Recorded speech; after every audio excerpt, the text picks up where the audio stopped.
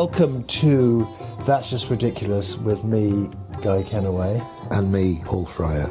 Good to have you back. We are back in my place in Somerset, in my study here. Paul's lying on the couch because he had a rough night last night. Oh, no, that's not true. I just wanted to lie here to get the feeling of being analysed a little bit today. It's his fourth time. There must be more than four. He must have been in this house, come to this house about 7 times, and he lost his way on the way here. Have you got the cans? Can you hear if I'm brushing it? I haven't got cans, listen to you. Have you got the lingo, Guy? Is that the right word? Lingo. Yeah, man. So I know what I was going to say to you. Why did you say The Doomsday Machine? Because it's a film that I just thought you'd love. Is it? No, it's not. It's the software in the Stanley Kubrick movie about mutually assured destruction. Yeah, which is Doctor Strangelove. Thank you. The software, or How I Learned to Stop Worrying and Get Along with the Bomb. Yes.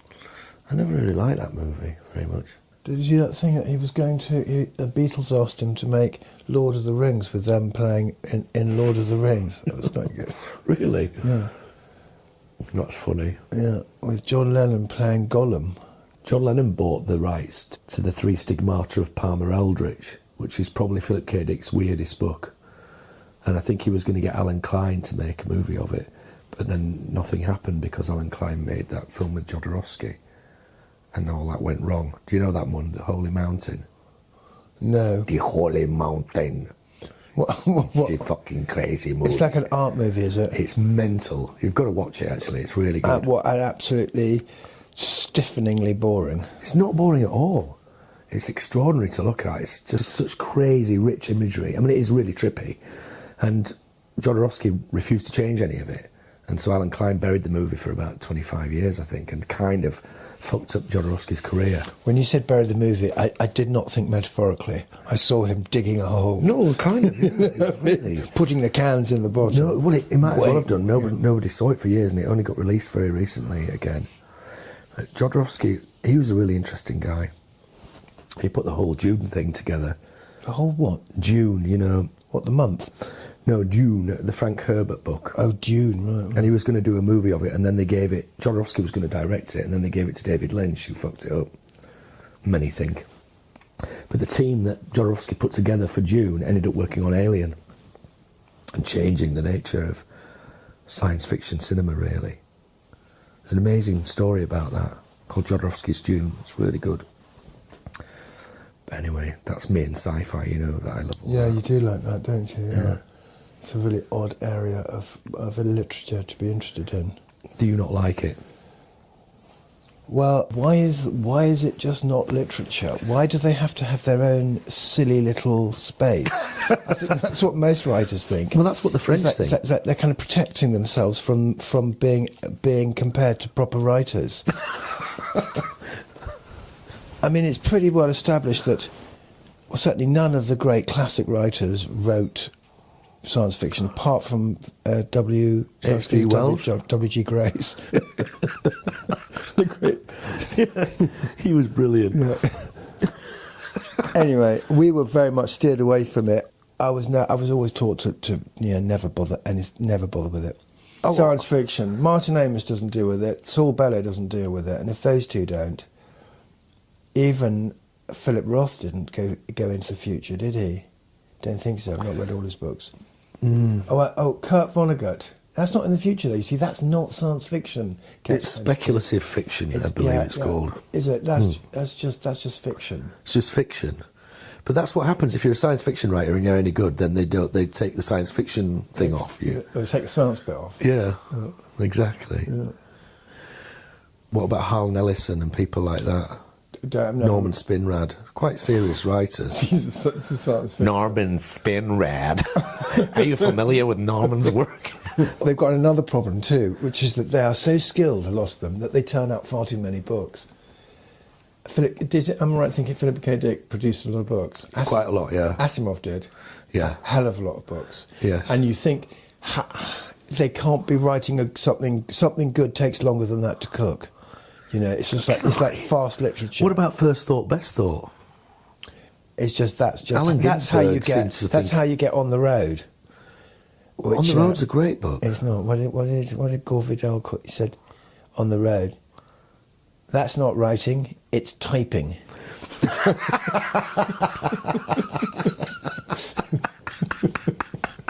That's great. That's a great quote. Oh God, that's too funny. And it is like that, isn't it? He should have taken a bit more time. Well, I don't know about that. I think, like with people like Philip K. Dick, he had a family to support, and he used to turn out all these pulp novels. But the quality of them, I mean, they weren't all brilliant by any means, but the ones that were really shone. You know, they were fantastic books. I mean, I read them all when I was a teenager, and I went back to them recently, and I was amazed at how good they were. What about talking about their names? Philip K. Dick. Is that his name, or is that Dick. a non? Yeah, that's his name. Okay. Philip Kindred Dick. Asimov. Isaac Asimov. That's his name, is It is. I think it's the name that drives you into the trade. Norman Because Spinrad. Norman Spinrad. It's beginning to sound like there's more. This is Harlan Ellison. right. They don't sound like proper writers. They were obviously told by their agent, "You favour a name like yours, you have to do You have to do sci-fi. Well, why didn't you do sci-fi then? Because Guy Kenaway's not a. It's a sci-fi writer. It's an English. It's like John Wyndham. Yes, I must say he doesn't have a science fiction name. I grant you that. John Wyndham. Hardly a science fiction name, is it, Guy? That's children's fiction, young adult fiction. Young adult. Is it? Yeah, that's how we got rid of him. That's how we dealt with him. He's considered young adult. He pulled the lever and he went down the chute. Yeah. I think he's basically young adult, isn't he? Is he? Yeah, well, you were told to read him when you were about 16, 17, before you could read proper things. Oh. They're not grown-up books. No one reads A Day of the Triffitt, an adult. He wrote a good short story called The Third Vibrator. Did he? Yeah. Now you're interested. Well, I'm not, but I know it's nothing to do with, sex toys. That's for certain. No, it was a giant weapon. A big black shiny weapon, apparently, on a pole that they built. And when they switched it on, it vibrated and it shook the molecules of the Earth apart and destroyed the fabric of reality. Right. Look, let me see if we can guess. A cultish group had got hold of it. No, it was just and we're living in the English countryside. A place like Hertfordshire, off the M40. No, Q. And some locals were getting suspicious. What goes on up at the farm? No, you don't want to go up there. Don't mess around with things you don't understand, dear boy. With the brandy glass. Do not go to the farm, is my advice. There are unearthly goings-on at the farm. All right, then. Come on, then. Who wrote The Island of Dr. Moreau? That's science fiction. And that's a good book. French dude from the 19th century. Stephen King. Well, trash.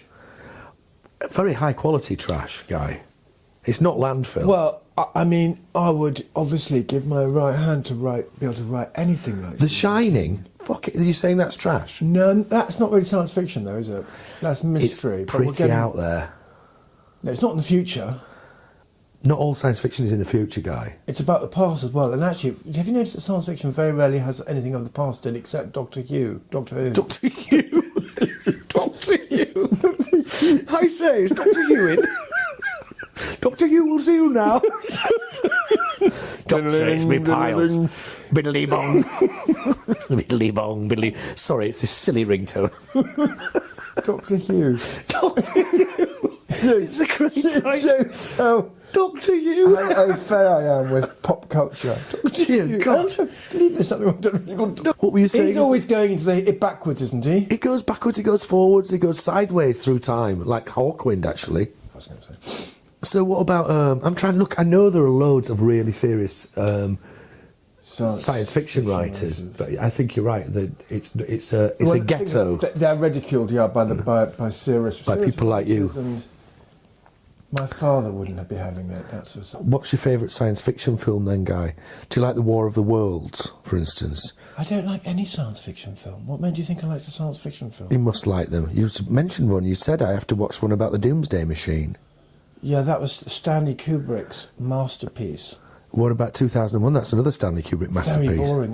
Which has got a message. It would fit in a bottle. It's such a shit philosophy movie. Student would be ashamed to talk about that. I mean, it's just like such a. You go through the speed of light and then you emerge from your own eyeball. Oh no, it's inner space. It's outer space. Isn't it something like that? I don't know, but I remember thinking there's nothing here. You could get this, as I say, on a bit of paper in a bottle, and it's like a 3-hour-long movie. That computer's really annoying. Hal. Hal. I really thought. Why didn't they call Alexei Hal? That would have been just so much better. Alexei. Do you know what that is? Is it called Alexei? It's the sort of. It's the Alexis. voice. Alexis. Alexa. Shows my grip on. Alexa, look at this. Contemporary culture. No, yeah. Haven't you got one? Isn't that? Oh no, that's your speakertron. No, I haven't, and I wouldn't want to have something that I spoke to or that spoke to Alexa, I'm sorry, but that song is not in your library. Would you like to purchase it? That's the kind of thing it says to you. Right. But the interesting thing about Alexa is, if you say to Alexa, Alexa, what is the CIA? Alexa says, the CIA is the Central Intelligence Agency of America. It's the central gathering, information gathering, and it goes on for a while. And then if you say, Alexa, do you work for the CIA? Guess what happens? It says no. I'm a machine. It doesn't say anything. It just goes quiet, and the lights go on, and it switches itself off. Try it if you don't believe me, on someone else's Alexa, obviously. So what's that, like a gimmick? No, it means that she can't lie. See, Alexa is not allowed to lie. Oh, stop it! You are ridiculous. It just does what it's told. It's AI. It's not allowed to lie. It can't lie to you. Well, in that case, it has you put a bit of information in where you say, Alexa, you don't work for the CIA. But it doesn't do that because that would be a lie. Okay. Obviously. I'm not arguing about this because it's obviously. I've got a life. All right then. Okay. So let's have a look at your list then. Okay. Have you got anything on there? Yeah. I don't want to talk about that. What? What don't you want to talk about? Do you think I'm an alcoholic? Compared to who? No. Could be. If I could, compared to anyone. Compared to a really bad alcoholic? No. No. Do I think you're an alcoholic? You drink a lot, but then everybody I know does, really. I worry that I'm an alcoholic. Do you? Yes, a little bit. I would never call you an alcoholic. You wouldn't? Never. Even describing you, alcohol would not come into the first 2-3 paragraphs. Whoa, really? Definitely not. That's really heartening. Yeah. I would say, yeah. No. You don't know what it's like in here, though, you see. It's very different. What do you mean, behind... Are you... In here. In my isness. You're pouring yourself a gin at the moment in your mind. Yeah, I can get it out of my mind. What time is the pub open? Oh, God, I need a drink. Actually, I've got this thing, because if I drink, I get really bad hangovers, so then I don't drink for a few days. So it usually drops the control rods in. Because Eleanor, my girlfriend, doesn't get hangovers at all, ever. So she can just carry on drinking, which is fatal, I think. Do I think you're an alcoholic, Guy? No, I don't. Why, do you think I don't think I am either. But I just wondered, but the thing about alcoholics is that they tend not to think they've got a problem. That's why I wanted to ask you, because I thought you'd give me a straight answer. Are you lying? No, because I actually asked the doctor about this, and the doctor said, how much are you drinking? And I told her, and she said, oof. She said, you need to cut down your drinking. That's too much. You asked a doctor. Of course they're going to say that. The governmental recommended limit is, let's be honest, is what we spill every night. It's true. Yeah. Put that out with the bins, don't we? It's absolutely... It's true. It's a lamentable... It's homeopathic. It's a lamentable ration. Lamentable. You know, what human being can get by on that? And it just shows that they're just so out of touch. But doctors are pretty out of touch. I've heard it, yeah. Do we need to go into the ether now to find out if anybody's communicated with us? Oh wow! You mean if anyone's been in touch? First of all, Paul. Yeah. Why don't you remind me of our email address? Yes. Let's see if I can get it. It's Sonic Garbage. Nah. It's Sonic Landfill. All one word. At gmail.com. SONICLANDFILL at gmail.com. Do drop us a line if you're... Yeah, we'll talk about anything that you want us to talk about. This is the moment. Has anyone... Oh my God, what's all this? We have got loads of emails, but none of them are what we want. It's all spam. Yeah. Mind you, very nice of LinkedIn to get in touch. Yes. Those jolly people. Not everyone gets one of those. Yeah, that's right. Cheers. So that's a non-starter. Well, it's not actually. I think it's rather interesting that no one's written to us. Do you? You're a bit down-toned today. I am a little bit subdued today. That's okay, but we can have a subdued one. But what we need to do really is you need to get on one about something, and then I'll just... Yeah. Okay. Well, I like to talk about Jamaica, and I've seen this scene quite a few times. Large rental, not car, but minibus turns up, and out comes 3 or 4 fairly overweight young Americans with piles of jewellery on them and high heels and their hair done up to the nines, and they totter over to the bar and everyone goes, "Kiss my neck, Jesus, that Dawn," that Jacob or whatever, and they make their triumphant return to the old village looking like they've made some money, and they're really reinforcing the stereotype that if you go up to America you will make money and you will not regret it. Because no one comes back poor going, "It's shit up there."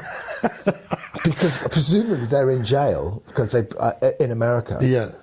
Or they can't afford to come down. Or I think also no one wants to hear that narrative or tell the failed immigration narrative. No. Which is why I know you know this song because I've asked you for the lyrics of it. You corrected me on the lyrics. The song is "The Midnight Train to Georgia," where a man has gone to Hollywood with his woman, or maybe he's on his own, and he has from Georgia, and he hasn't made it in Hollywood as an actor or musician, and he's decided, is this correct, to take the train back because he would rather go home than than not make it in Hollywood. Is that basically? No, how does it go that way? It's like LA proved too much for the man, so he's going back to find blah blah blah. That is at the heart of my family though, because my mum left Northern Ireland when she was 18 to come to England in the middle of the Troubles. The Troubles were really just getting going. I think it was the early 60s. And she came over here, and I think she'd got pregnant and she couldn't get an abortion in Northern Ireland, so that's why she came to England. And then the family all followed her one by one. She had 13 brothers and sisters, and they all came over to England eventually, after calling her all the names under the sun, you dirty whore, going over there and all this stuff. But they all followed her eventually. And so that's how the Irish family, side of my family, all ended up in England, basically, because of that, I think. My mum, she was the eldest, and one by one they all came over, and then the parents came over as well. But, so that idea is really familiar to me. And my mum was from a family that was, they lived in 2 rooms, and they drew water from a well, and they had no electricity. And she had 13 brothers and sisters that slept in 2 beds. Right, well, that emigration from that, it makes pretty good sense to me. But from an exquisitely pretty tropical village... rolling in rum. Rolling in rum with a fair amount of money around. Yeah, you turning up. Don't forget, they've got you as well, Guy. And beautiful climate. Well, the Irish would never have left that. Well, exactly.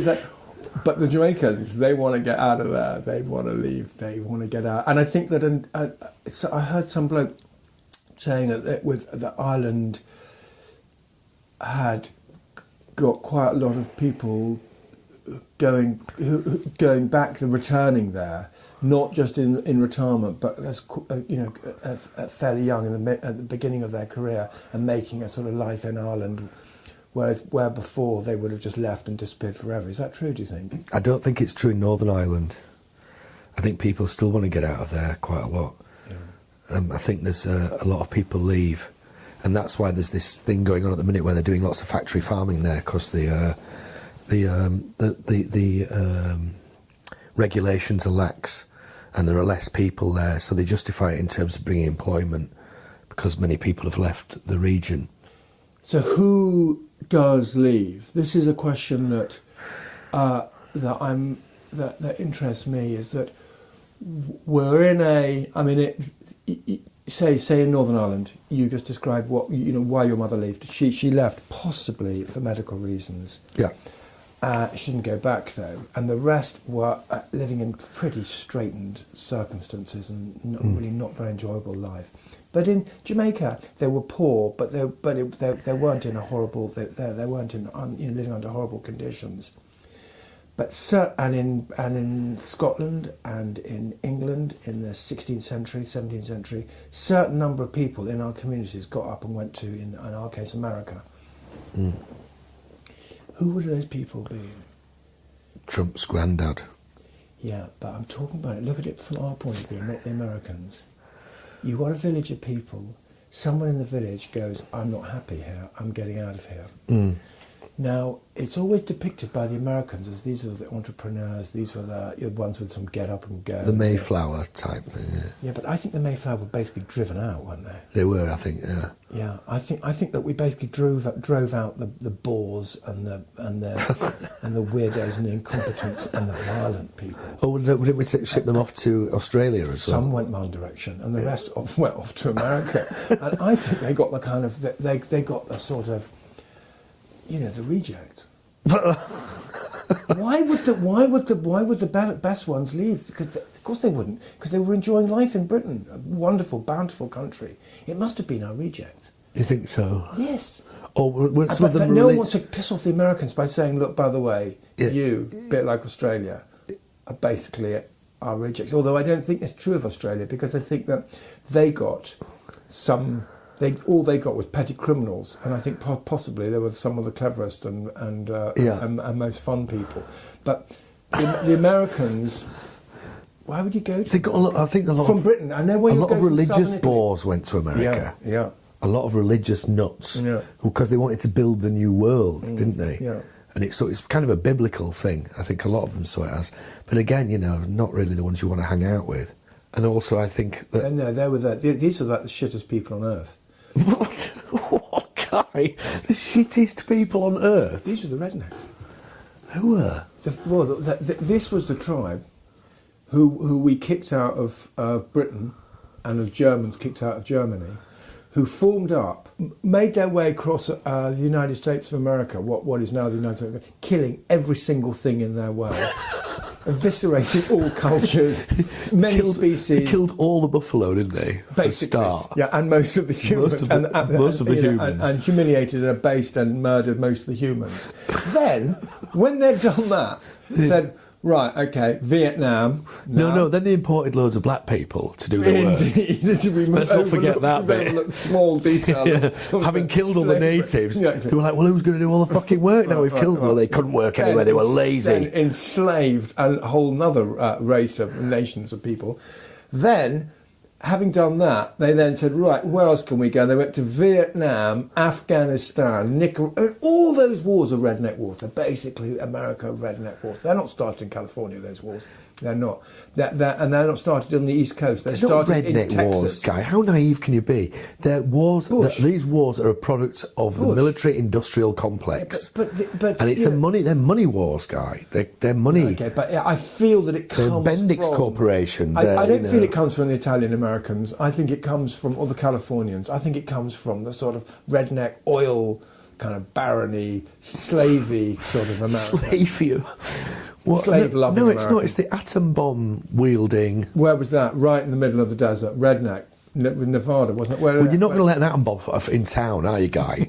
Come on. Of course you're going to do it somewhere remote. It's a redneck idea. It's the rednecks that is that What, very, wasn't very Robert Oppenheimer? aggressive. And let me just define it better. That aggressive, brutal, doesn't take well to culture, easy to, very quick to violence, Religiously bigoted. narrow-minded, not thinking too far, never thinking too far, because then they might have to, actually come up with some ideas themselves. I tell you, it's very well depicted in a movie that I really like called The Big Lebowski. Oh, God, I hate that movie. Yeah. What a load of shit that You've is, got Guy. such For shit God's sake, taste. Guy, why would you fucking watch that load of nonsense? Well, let me just tell you... About some gibbering idiot who plays bowls. And that is the one shit movie they made. It's bowling, not It's bowls. fucking Bowels, whatever it It's is. their best- It's not their best movie. Really? It is not. And if you just be quiet for a moment,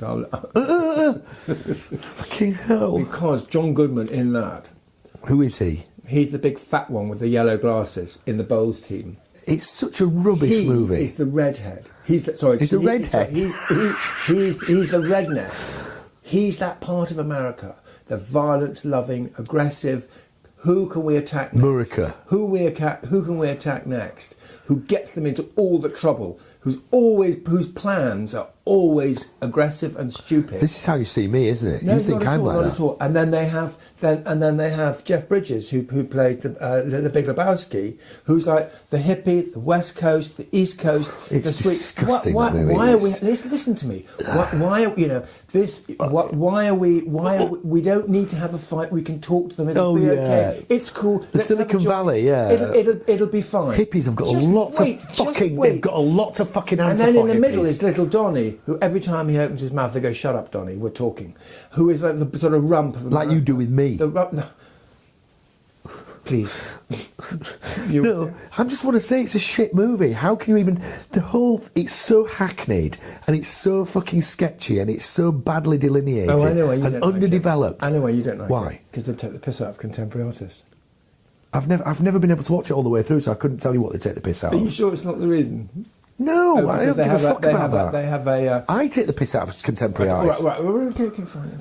No, it's not that. So it's you've the fact you've never it's actually these watched it. Did you say you've caricatures never like, watched oh, it? he's a hippie and he smokes pot and does bowling, and then you've got this other redneck idiot. It's just such a fucking cliche, the whole thing, and it's not even interesting. And the script is shit. Oh, it's fantastic. It's fucking boring. What is it even about? It's about how a tiny misunderstanding is blown by... just listen. It's blown into a movie. Just listen. It's full of hot air. It's blown into a huge and painful and nasty conflict by John Goodman, despite the Big despite Lebowski trying to persuade him not to do it, and Donnie watching on silently, and they are led once again into some stupid fucking escapade, basically involving violence. A war. Exactly, and it's an absolutely brilliant metaphor for American foreign policy. It is, and in fact, and if you look at it carefully, I looked at it quite, watched it, I love it. Often in the background, there's a little TV somewhere in the shop. For instance, there's a shop scene, and you can see Bush talking about the first Iraq War, and you just feel this is how American foreign policy. This is exactly how they operate. From some stupid misunderstanding or perceived slight, they end up in a fight with a completely unconnected person. How naive can you be? You drank the Kool-Aid, didn't you, Guy? I mean, if you really think that it's all so fucking chaotic, why do they spend all this money destabilising governments and putting puppet regimes in place in Central America? Well, the message of this film is because they're fucking idiots. Yeah, they are idiots, and they have but they're no not. idea. But the way they go about things is not incompetent. They pick up a bit of kids' homework and go, I know who's got it, and end up smashing up someone's Ferrari. WMD. Yeah, exactly. They end up, it was way before WMD, this movie, but because they're idiots, not because they are mastermind puppeteers. Yeah, but they think they are. That's the worst thing. They think That's why I love they the are. movie. They think they are. Well, that's what I think. Yeah. I'm sorry I haven't seen The Big Lebowski. And, Well. But having said that, having listened to your your monologue about the Big Lebowski, I will now definitely not be watching it. Because you've, what's it called? Spoiled it to fuck, haven't you? You've ruined it for me, even if I wanted to watch it.